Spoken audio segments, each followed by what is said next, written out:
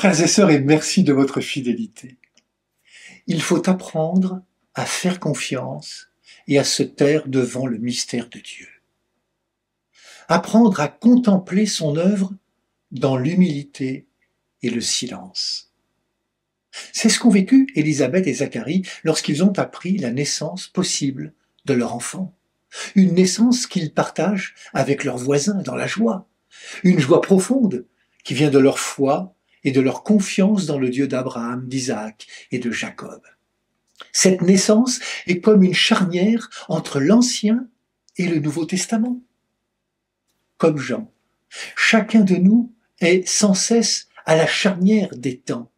Jean-Baptiste, c'est la fin de l'Ancien Testament, la fin de l'attente du Messie. Eh bien, nous aussi, nous avons un passé, nous vivons un présent, et nous sommes tendus vers l'avenir. Et cet avenir, c'est notre plein épanouissement dans l'amour.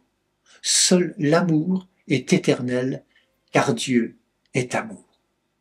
Quand Dieu intervient, c'est toujours pour quelque chose de nouveau. Jean, c'est le nom que Dieu a soufflé dans le cœur de ses parents. Et pour eux, voilà la nouveauté à accueillir. Jean signifie Dieu fait grâce. Voilà que pour Zacharie et Élisabeth, une nouvelle histoire est sur le point de commencer. Une histoire qui les dépasse et qui concerne toute notre humanité. Poussé par l'Esprit, Jean grandira au désert. La main du Seigneur sera sur lui. Devenu prophète, sa voix attire les foules pour un baptême de conversion. Le Messie est arrivé, le royaume de Dieu est tout proche. Et Jean s'effacera devant le Maître et Seigneur, lui laissant toute sa place. Il faut qu'il croisse et que je diminue. Aujourd'hui encore, Dieu fait grâce. Sommes-nous en situation pour discerner sa présence aimante et agissante? Jean-Baptiste nous apprend que Dieu fait grâce, non seulement dans les grandes choses, mais surtout dans les petites. Il a choisi une vie simple dans le désert, loin de toute forme de mondanité. Pour reconnaître cette présence du Seigneur au cœur de la vie, il faut, comme Jean, un cœur de pauvre.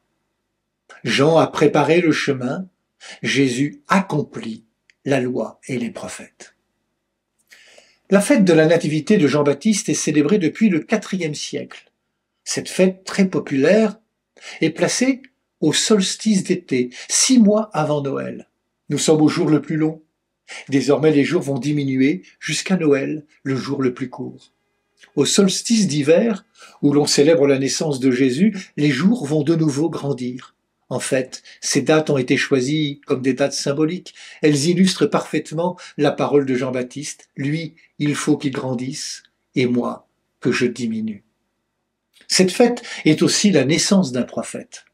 Le prophète est celui qui manifeste la présence de Dieu au milieu de l'humanité, celui qui en est le porte-parole, celui qui nous fait entrer dans le temps de Dieu, qui nous fait entrer dans le projet de Dieu. Par sa parole, par ses actes, le prophète témoigne de Dieu au cœur du monde. Et il n'a pas peur, par son témoignage, d'aller parfois à contre-courant des idées de son temps. Osons vivre et témoigner du Christ dans ce monde qui a tant besoin d'espérance.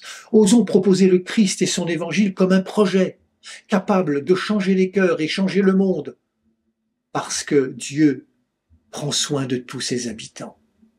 Quel que soit notre pays, notre culture, nous avons toutes et tous une place dans le cœur de Dieu.